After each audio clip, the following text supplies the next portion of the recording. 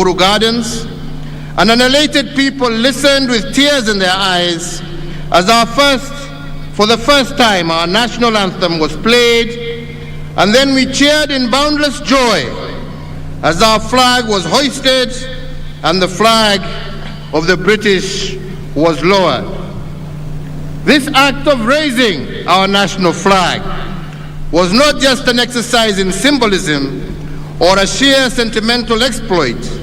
It was a sign that we had achieved sovereignty as a nation, but fundamentally, it was a call to all of us to civic duty and responsibility to our people and nation. Once hoisted, our founding fathers reminded us that the flag was not just a cloth painted in designs of 4 colors. Instead, it was a painting of the national wounds and scars that we bear from our liberation struggle, coated with an illumination of our shared aspiration for our future.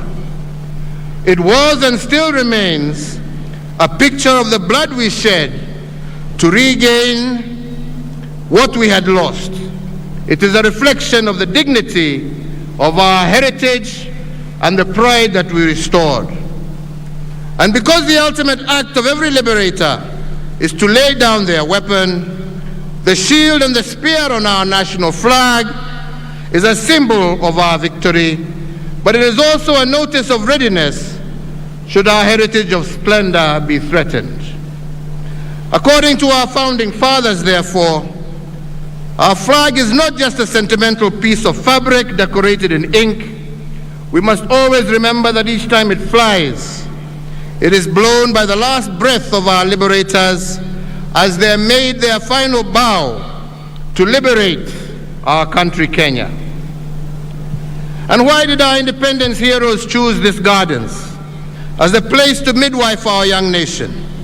What was the significance of these grounds in the history of our liberation struggle? And what did they want remembered by generations to come? On these very grounds sat the largest concentration camp in colonial Africa, holding up to 10,000 freedom fighters at any one given time. Many of our compatriots were tortured and maimed for life in that camp, and many more unknown heroes died in this field. The horrors of this camp and what inspired our founding fathers was that the tree of freedom must be watered by the blood of our patriots. And that is why on Jamhuri Day 1964, we planted a Mugumo tree as a solemn and symbolic reminder of this eternal truth. Although the colonizers killed the messengers in the camp, they could not kill the message. The liberation fever spread across our nation, and the colonizers had no option but to give in. And why do I call Uhuru Gardens hallowed? It is because our founding fathers wanted us to celebrate this ground as a camp of martyrs and the birthplace of a nation, a place of remembrance, healing, and renewal. Each time we gather at this birthplace of our great nation, we must remember that being free is the easy part, but staying free is a difficult part. And although we are now fully free, we cannot continue to claim freedom casually. Instead, we must begin to practice it and jealously guard it against all threats, both foreign and domestic. The practice of freedom comes with a price. If our heroes paid the price to liberate our nation, we must similarly pay the price of nurturing our freedom. But fundamentally, we must remember that the price today is not the price tomorrow. The price of liberating the nation is not the same price of growing the nation. To keep and nurture our freedom, we have to pay a higher price. And part of this price is to be trustworthy stewards of what our founding fathers passed down to us. So my joy today is that we have been able to restore the sanctity and historical significance of Uhuru Gardens. Following many years of neglect, this historic site had become a den of thieves, and in fact it is on record that part of the 68 acres on which these grounds sit had fallen into the hands of unscrupulous individuals. We have reclaimed it and grabbed the site back and restored its dignity and purity. Yesterday I had the distinct honor of inaugurating these grounds as a monument and a museum of remembrance and a place of unedited history. And we have done this because a progressive nation does not hide its history. It confronts it and endures to correct it so as to change the future. Each time we celebrate our liberation struggle, tradition demands that we ponder a series of questions. Fundamentally, we must ask how. How have we built on what was handed down to us? What account can we give of ourselves as the successors of the cause of our liberators? And can we honestly say that we have been faithful stewards worthy of their sacrifice? On the 9th of April 2013, I assumed office as the nation's 4th president. Today, 9 years and 2 months later to the day, in discharge of the mandate you bestowed upon me, my administration has built on the gains secured by the previous 3 administrations and strengthened our social fabric, making Kenya safer and healthier, fairer and just, a nation where justice is truly our shield and defender, reinforced our educational and technical excellence, integrated devolution as a way of life, and successfully led the nation through the worst global health crisis in a century, while also expanding economic opportunities for Kenyans. As Kenyans, we often dwell on what and how without asking ourselves why. And so I answer, why have we invested so heavily in infrastructure? Why has my administration extensively equipped and retooled our defense and security agencies and expanded the benefits enjoyed by the staff therein? Why has the government driven digitization in the delivery of public services while also fostering grassroots location and access at the same time? Why has my tenure in office seen so much emphasis on transformative programs, reforms in healthcare, education, agriculture, energy, titling of land, housing and social protection, affirmative action, commerce and industry, and the ease of doing business? We have done all of this because they are interrelated aspects of our national life that are tied together with a singular golden thread, areas of challenge that can become the engines that drive Kenya into a more just and prosperous future. Fellow Kenyans, national security and defense has been a priority area since 2013 because we cannot deliver on our national anthem's promise of plenty within our borders if these borders were porous and insecure. I therefore made security a top priority because I know that without a secure environment, no life can flourish and no enterprise can thrive. With the mandate that was given to me, we silenced the wave of terror attacks that had a stranglehold on our nation. And we achieved this by retooling our security organs and making them more capable to address the dynamic contemporary security challenges that Kenya faces. To all our security officers, because of your commitment to defend our nation and to squarely face new dangers, every citizen is able to participate in the social economic development of our nation. You have kept us free, you have preserved our way of life, and allowed us to enjoy the present as well as protect tomorrow, and we thank you for that service. In realizing equitable development through devolution, it was my distinct honor to be the president who received, fostered, and gave impetus to the devolved system of governance. Today, the results of our proactive and enthusiastic support are markedly visible from Makueni to Mandera, from Busia to Bungoma, from Mombasa to Meru, from Lamu to Laikipia, and from Turkana to Tharaka-Nithi. We, with the mandate that you gave, have institutionalized devolution and forever changed the face of Kenya, buoyed by the 2.4 trillion Kenya shillings that we have transferred from the national government to the counties from 2013 to date. On the regional front, Kenya led the push to admit the Democratic Republic of Congo into the East African community.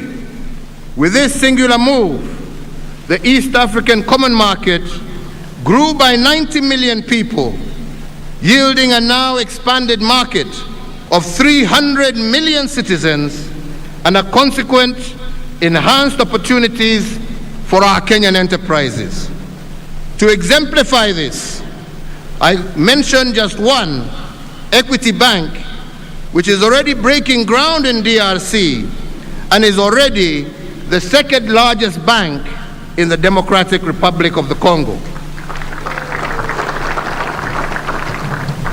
On the global stage, we remain a leader in the cooperative multilateral order, as evidenced by our membership of the United Nations Security Council that has provided us a voice on international peace and security matters that threaten our humanity.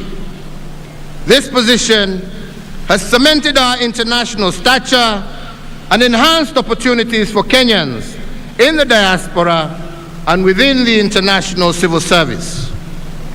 In return, diaspora remittances have increased tenfold in the last decade, and they now stand at an all-time high of over Kenya shillings 400 billion in 2021, surpassing traditional exports and making Kenyan human capital our greatest export.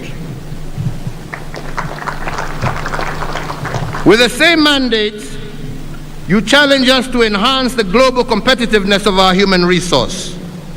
We did this because every epoch of our nation's history has placed a unique set of demands on the skills and competencies required of our people, which in turn has required us to reform and to recalibrate the content and architecture of our education system. At independence, our founding fathers embarked on a mission of course correction to transition from a colonial education system that prepared learners for servitude to one that gave them the tools to lead a newly independent nation. In 1985, we made yet another monumental shift by transitioning from the 7423 system into the 844 system. But with time, fellow Kenyans, the 844 curriculum became inconsistent with the aspirations of our growing nation, particularly because of its overloaded curriculum and its focus on rote learning and the passing of exams as the ultimate goal of the system. As we began re-engineering it, we had to return to the foundational philosophy of education, and that is, citizens never fail. It is systems that fail them. And if the systems are inconsistent with the aspirations of the people, then the systems must be changed. The challenge of the day calls us to imagine a system that creates responsible citizens as opposed to subjects, a system that celebrates creative potential of all our children as opposed to one that leaves them with labels of failure if they do not pass exams. A system that brings about freedom to be creative and innovative as individuals. This is the promise of the competency-based curriculum, and that is why in December of 2022, the pioneer CBC class, now in 6th grade, will transition to junior secondary. And we believe, and given the manifest success achieved in such a short period of time, there is no turning back with respect to competency-based curriculum.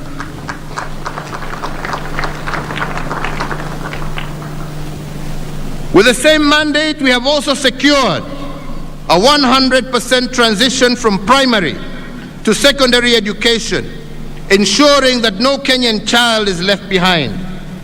We have also achieved Africa's first 1-to-1 child-to-book ratio and restored the integrity of our national exams. In regard to higher education, we live in a time when knowledge is placing other resources as the main driver of economic growth, and thus education has increasingly become the foundation of a greater individual prosperity. Our universities continue to incubate innovations and to prepare the next generation of leaders who are technically proficient and knowledgeable. Talents continue to be nurtured, and a workforce that is globally competitive is, with each passing year, transitioning from our institutions of higher learning into prominent positions locally and abroad. To ensure that even those that are not admitted to universities get an equal chance, we have transformed our technical and vocational education training. Where they stood only 52 institutions in 2013, today Kenya is home of 238 institutes, representing a 435% growth.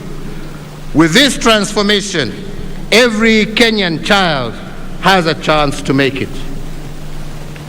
So fellow Kenyans, in our effort to foster inclusivity, as well as gender parity, the one thing that I am truly proud of is how we have built women leadership and expanded their fields of participation in governance. For a long time, women affairs were relegated to the Department of Social Services, where they were grouped with children. In fact, the first woman to be appointed as a permanent secretary happened 24 years after independence. Margaret Githinji was appointed the permanent secretary for Commerce and Industry on Madaraka Day of 1987. And thereafter, the first woman to become a cabinet minister, the Honorable Nyiva Mwendwa, occurred 32 years after independence in 1995. Today, and thanks to the 2010 Constitution and my commitment to equality and inclusivity, I have had the pleasure of working with 11 women in my cabinet at different times and in different capacities. All of them have occupied high-profile portfolios, and in fact, all the cabinet secretaries for foreign affairs for the last 9 years of my term have been women, and we have seen how they have placed our country globally.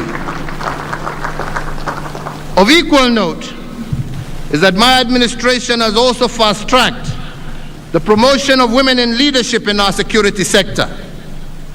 I appointed Fatuma Ahmed as the first woman Major General of our Defense Forces in 2018.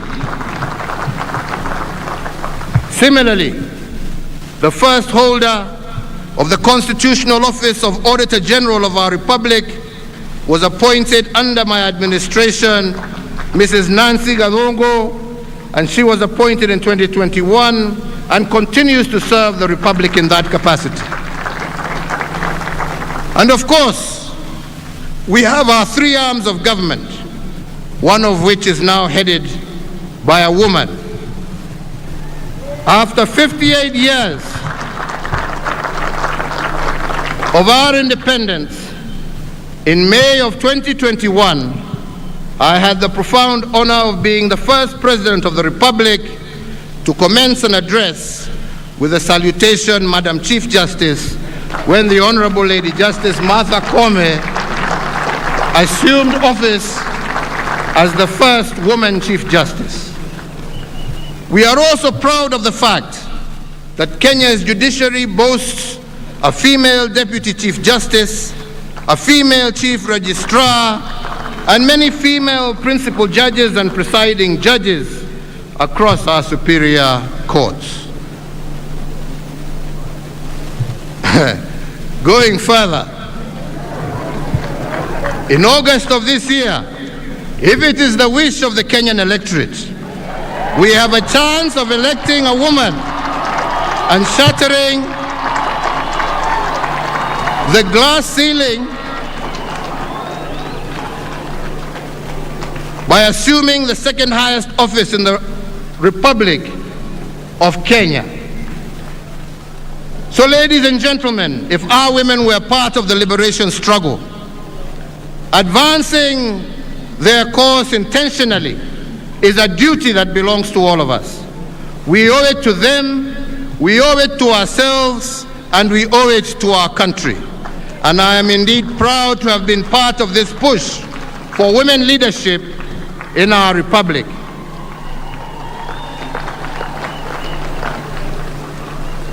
Fellow Kenyans, ladies and gentlemen, now I will give a further account of how my administration has multiplied the fruits of our liberation. And I will give this account using 4 legacy frames that have guided our execution of the mandate bestowed on us over the last 9 years. These are what I have been calling the big push investments, economic acceleration, restoration of dignity, as well as political stabilization. I begin with the first legacy frame of the big push investments, and I want to start this frame because the question many have begged is why the heavy investments in infrastructure? I have been asked severally why we have built the dams, expanded ports, built new ones, increased our road network, revived dead railways as we have built new ones. And our logic here has been very simple.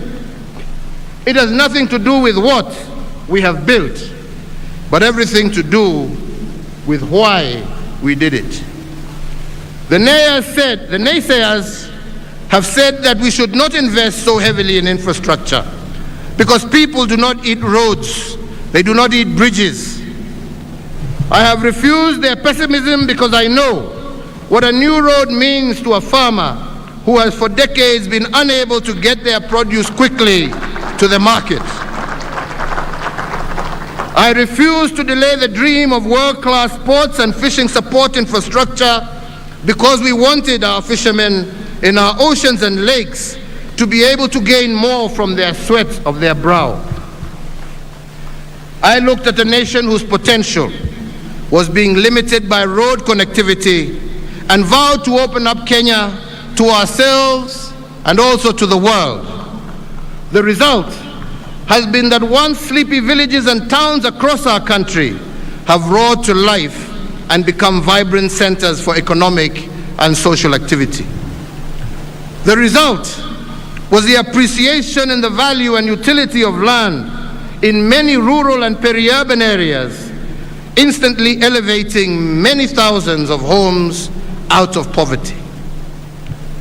Similarly, fellow Kenyans, we have learnt, and that is why we say we must learn from our history, is that when the British built the Kenya-Uganda Railway, some people called it the railway to nowhere, passing through a swamp called Nairobi. But to the colonizers, the railway was not the end game. What the railway was meant to achieve was the end game. Years later, what started off being called the Lunatic Express by cynics converted a swamp called Nairobi into a megacity that is today one of the top 5 cities on the African continent. It opened up an entire hinterland, running from Mombasa on the Indian Ocean to Banana on the Atlantic Ocean in the Democratic Republic of Congo. The railway had transformed the East African landscape, opening up new frontiers of trade, commerce, and urbanization. This demonstrates that infrastructure has a way of turning swamps into cities, dead spaces into high-value property, village shopping centers into huge city malls. Without infrastructure, there is no way of finding new possibilities. And that is why we made it one of our big push investments. When my administration took over the helm of leadership, we knew we had only a maximum of 2 terms to accomplish a very ambitious agenda. And the challenge was that the bar set by my predecessor, the late President Mwai Kibaki, was a high one. To face this challenge, we had to first embrace what previous administrations had done and accelerate their achievements. That was part of the big push.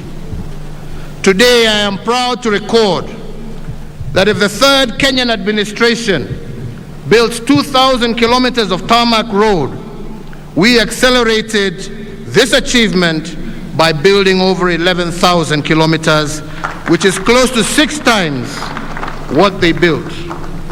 In fact, truth be said, we have built more roads in 9 years than what all previous administrations combined, including the British, built in 123 years.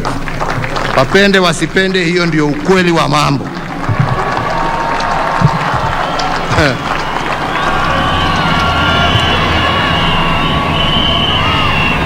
If this nation's third administration had set the bar higher, we have set the bar even higher.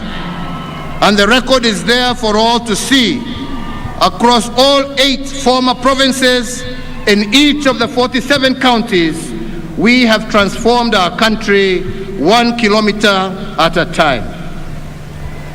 Our world-class infrastructure, from elevated expressways to floating bridges, have put Kenya on the global map. And as a result, we have distinguished ourselves as an investment destination of choice, a regional and continental hub, and a leader on the African continent. With the mandate you gave me, fellow Kenyans, we also transformed the way government services reach you. We did this through the introduction of Huduma Centers, an online platform such as eCitizen, to make access to public services a fast and pleasant experience and not a toil that every citizen must endure so as to obtain basic services. Jamani, nipatie maji bwana.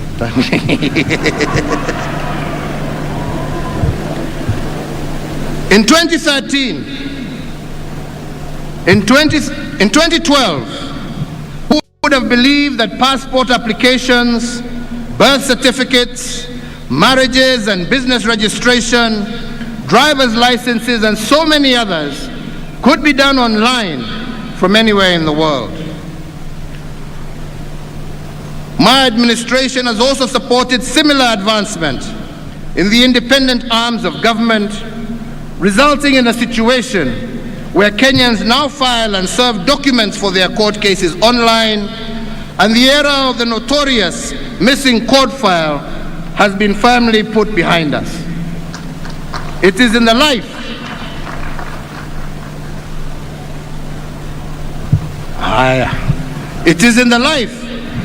of this administration that a business can be registered online and a certificate issued on the same day, together with the KRA PIN and other statutory registrations.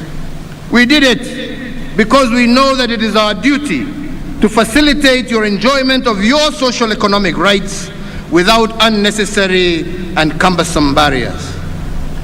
In the past, all land matters in Kenya were handled using a manual registry, and this made the Ministry of Lands a total den of corruption. In fact, part of the Wilson Airport runway to my left here had a title deed registered in the name of a private individual. But as part of the reforms in the land registry, the process of stamping out fake title deeds and reversing this fraud has been accelerated. It took previously a minimum of 6 months to do a single land transaction.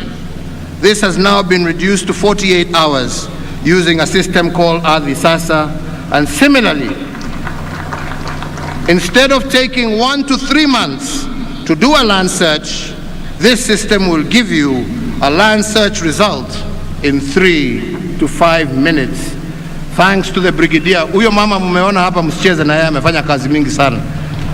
Wale ambao hawapigi kelele ndio wanabadilisha Kenya.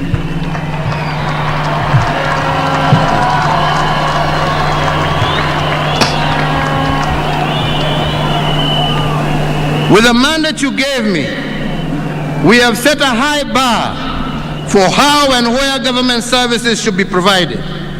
Never again will Kenyans accept that they must contend with long winding queues, pay the infamous and notorious facilitation fee to receive their rights, or to travel long distances to the nearest major town to receive even the most basic of public services. As the administration that assumed office on the signature pledge of being a digital government, the revolution that is the delivery of services online, coupled with the concept of Huduma centers, which we implemented, have changed the way Kenyans do business.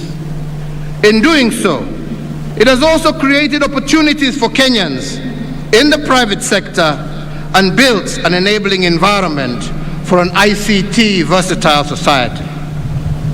It is in the tenor of this administration that we successfully transitioned from analog to digital television and radio, resulting in the country being home to 130 TV stations, up from 14 in 2013.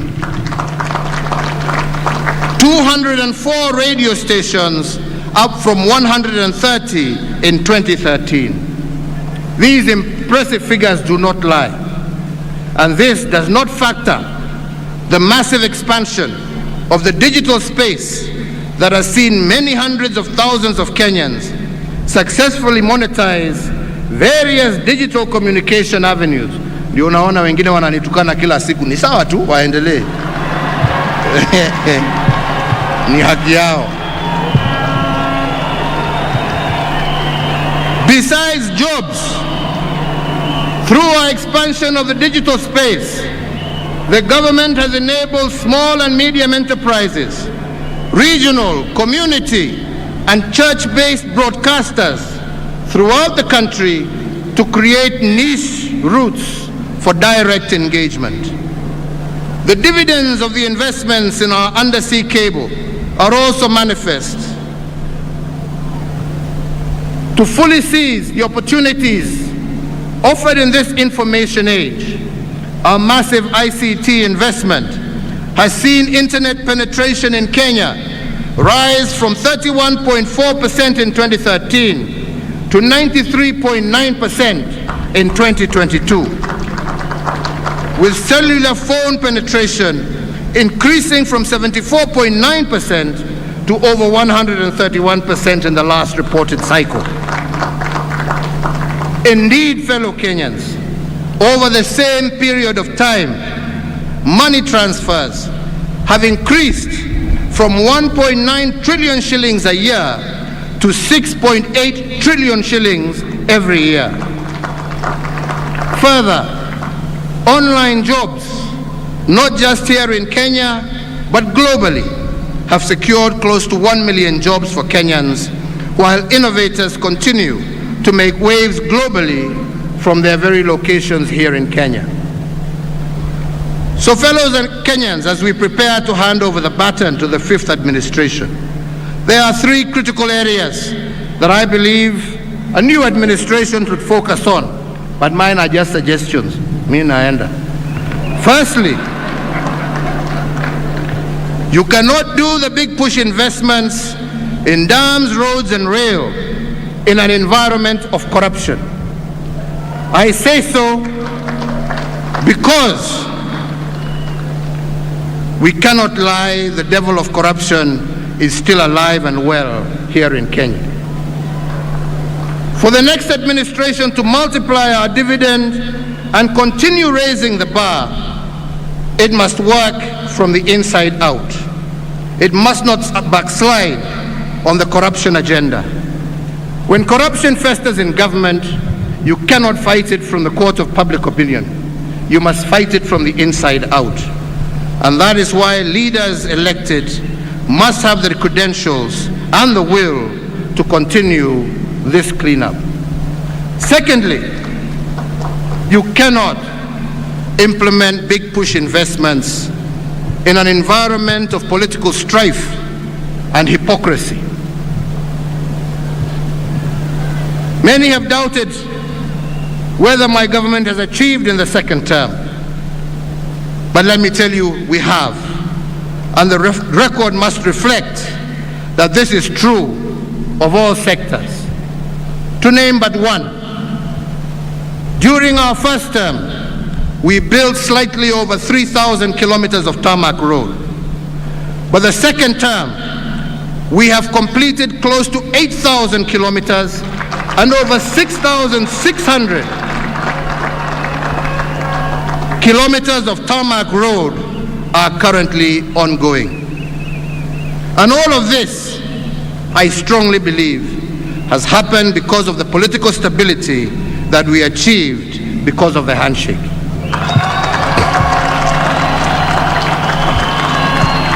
Three, big push investments are bold investments, and they call for surgical and sometimes ruthless execution. Such undertakings cannot be fed on the milk of meekness. They need an attitude that shows the contempt card to those who dwell in negativity and naysaying. For instance, many have told you that the expressway that snakes through the hearts of Nairobi, our pessimists said that it is impossible. Yet we have done it. And if we had said then that we would do it without a single coin from the taxpayer, except that which was used for the relocation of utilities, including electricity, water, fiber optic cables, many would have said we were dreaming, but we did it. Today, the Nairobi Expressway snakes through the skylines of Nairobi as a wonder. Under normal circumstances, it would have taken us 4 years to build it. But because we were determined to complete it, we have achieved it in a year and a half. Because we believed in Kenya, we believed in our people, and we believed in ourselves as a government. As an affirmation of the confidence we enjoy from foreign investors, we built the first expressway in Africa. This first expressway, the first in Africa, using private foreign capital. Indeed, we did this at half the time and at no project cost to the taxpayer. It is also notable that we were able to build it to international standards. With this signature project, we have opened up new possibilities for our own private sector investments, including equity and pension funds, to invest in public infrastructure and make decent returns. So fellow Kenyans, allow me to turn to my second legacy frame of economic acceleration. And for this, I mean multiplying the economic foundations of our nation at a rate that is outside the normal. The first limb will address how we are faring on production, and the second limb will respond to a question by many why we had to borrow in order to accelerate our fundamentals. Since 2013, we have used your mandate to ring-fence and grow our traditional exports of tea, coffee, and horticulture. Across the country, coffee rates for 2022 are out, and we have nearly doubled our earnings made by the coffee farmer, from an average of Kenya shillings 60 per kilogram of cherry in 2013 to Kenya shillings 110 to 125 per kilogram today. Tea earnings from exports rose by 20%, from Kenya shillings 114 billion in 2013 to 136 billion in 2021. In 9 years, over Kenya shillings 454 billion have been paid to our smallholder tea farmers. In addition, ladies and gentlemen, in addition to our traditional export crops, we have stayed ahead of the curve by supporting the emerging crops that will bolster our agriculture and horticultural earnings for decades to come. Just to mention one, the avocado, which is on course to become a top export earner. In the last year alone, we earned 15 billion shillings from avocado exports compared to 1 billion shillings in 2013. My administration has leveraged on improved diplomatic stances between Kenya and leading importers of the crop to negotiate preferential access for Kenyan avocado products. Another plank of this strategy was for employment creation is anchored on the Buy Kenya, Build Kenya policy. With this singular intervention, the supply of uniforms for our security organs, including footwear, have transformed our textile and leather industries and unleashed thousands of new jobs for our young people, in addition to the immeasurable pride in having the magical tag of Made in Kenya affixed to these items. To encourage leading motor vehicle brands to set up shop in Kenya and to restore our existing assembly lines, the procurement framework for motor vehicles by government and other security organs, we enhance preference to locally assembled vehicles.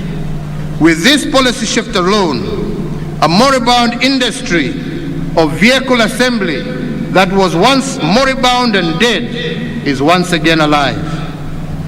With the mandate that you gave us, the voice of women, youth, and persons with disabilities that was once muted is now at the center of a growing Kenyan enterprise.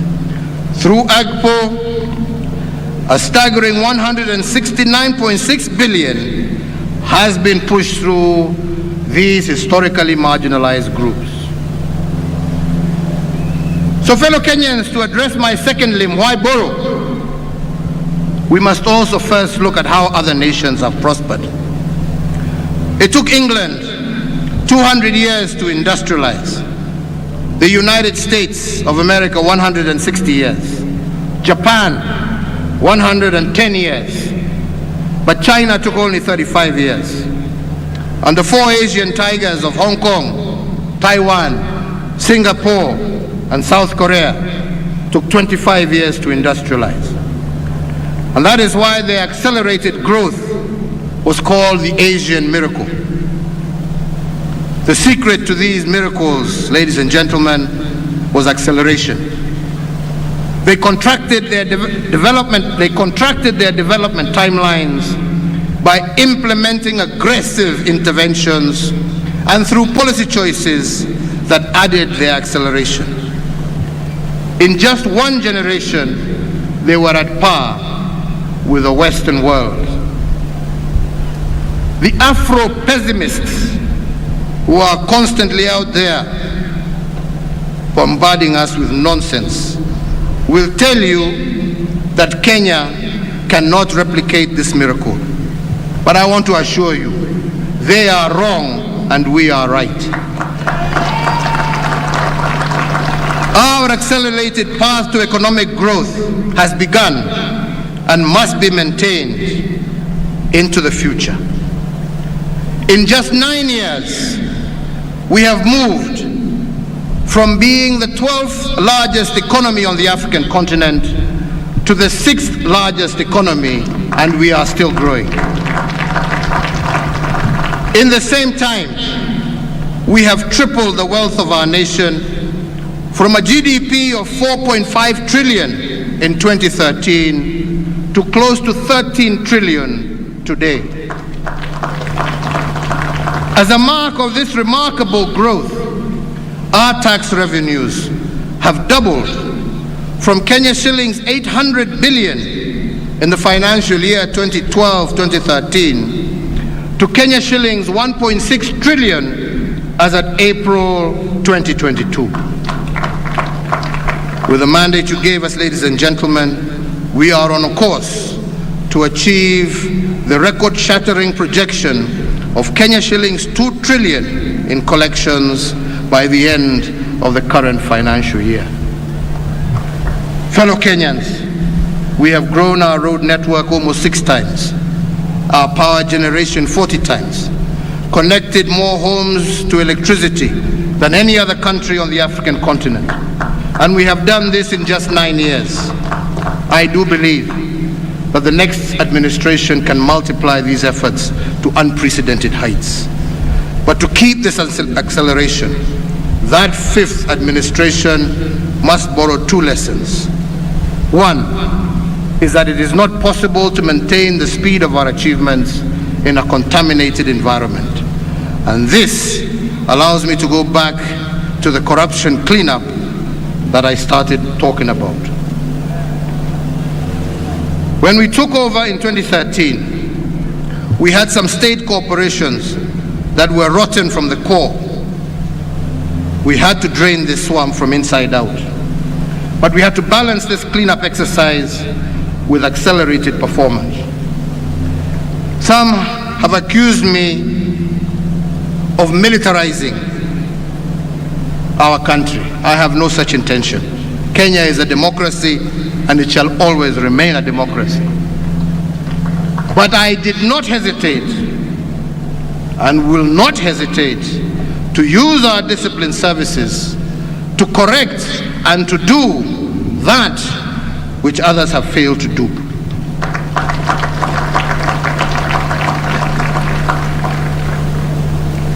We turn to our discipline forces and we summon them to the cause of nation building. And the record must reflect that they have not disappointed us. When we gave them the Kenya Meat Commission to manage, they turned it into a profit-making enterprise within a year. The other institution worth of mention is the Kenya Shipyard Limited. This institution had collapsed due to mismanagement and corruption. Then last year, we handed it over to the disciplined forces. Today, this corporation is poised to have the largest shipyard in sub-Saharan Africa.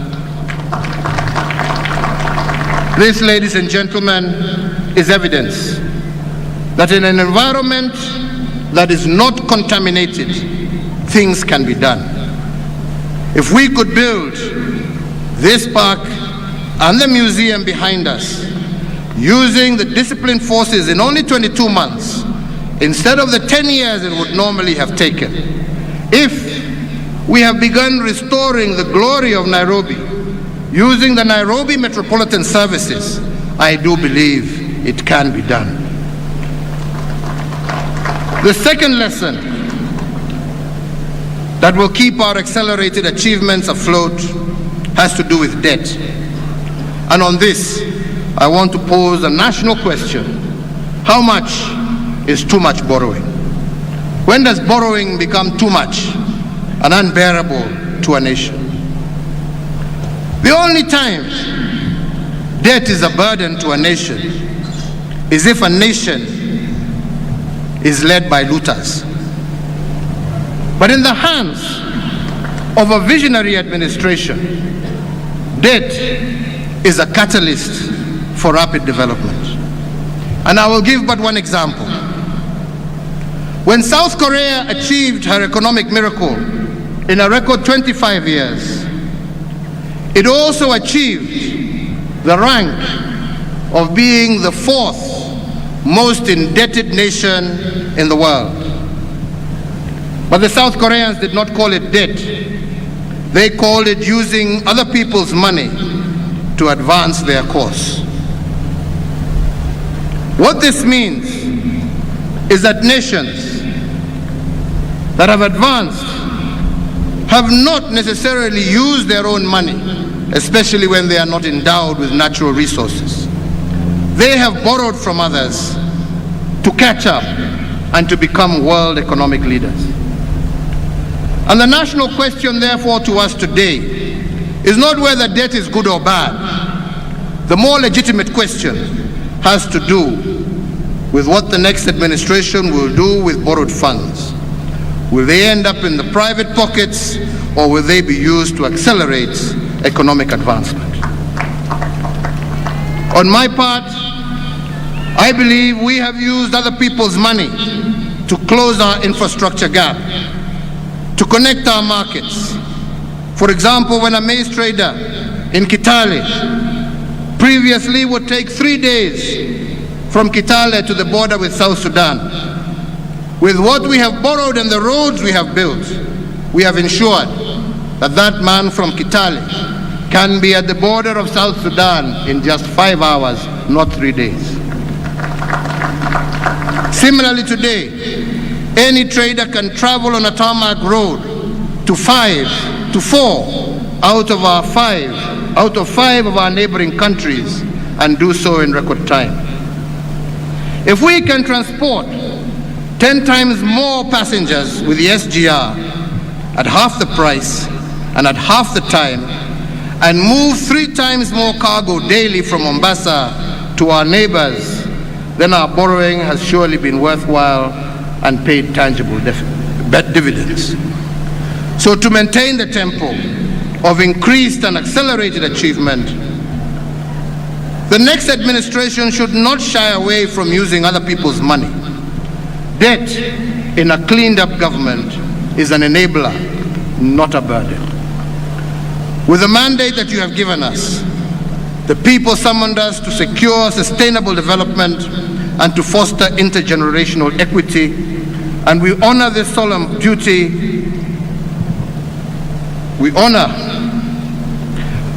Let me go back.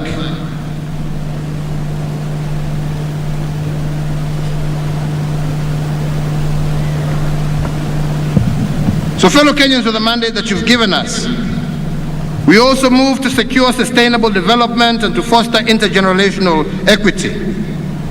We honored this solemn duty by restoring our water towers, protecting our environment through pollution control.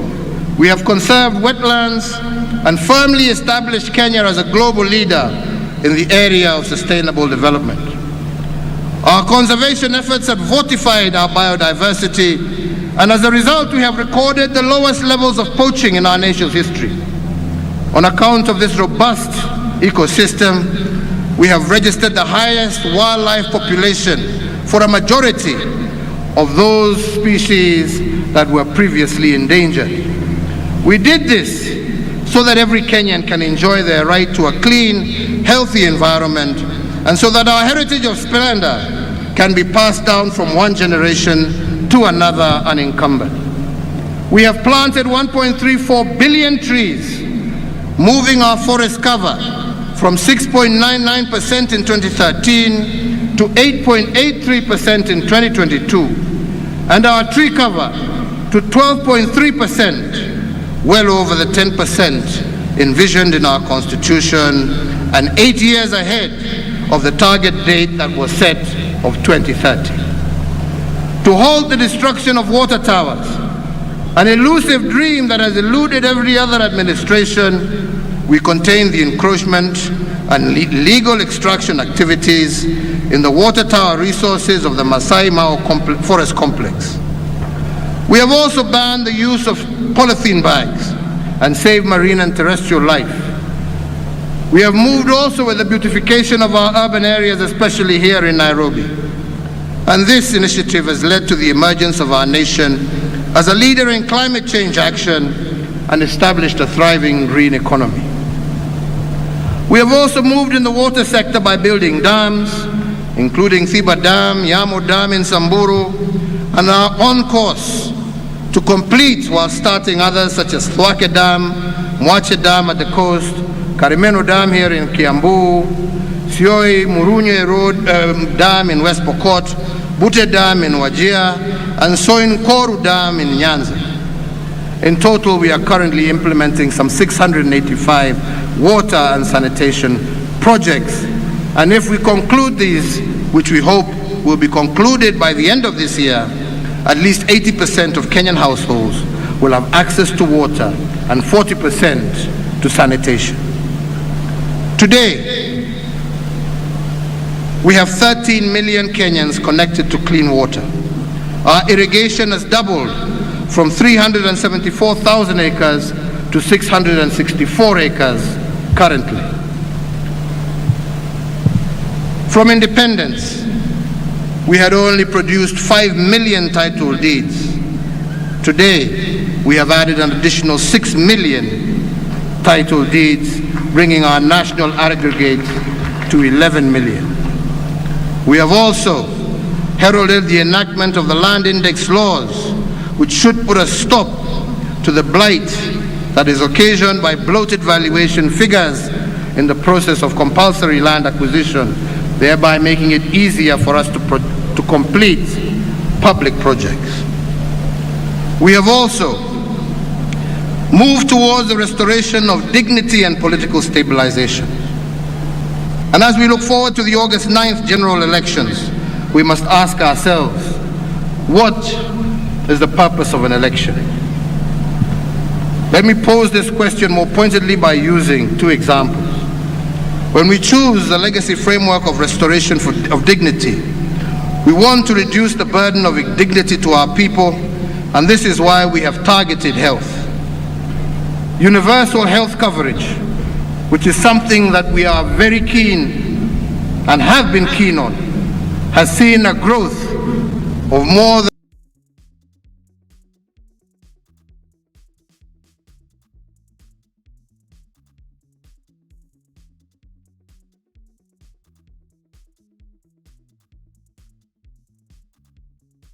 $17.1 million Kenyans insured.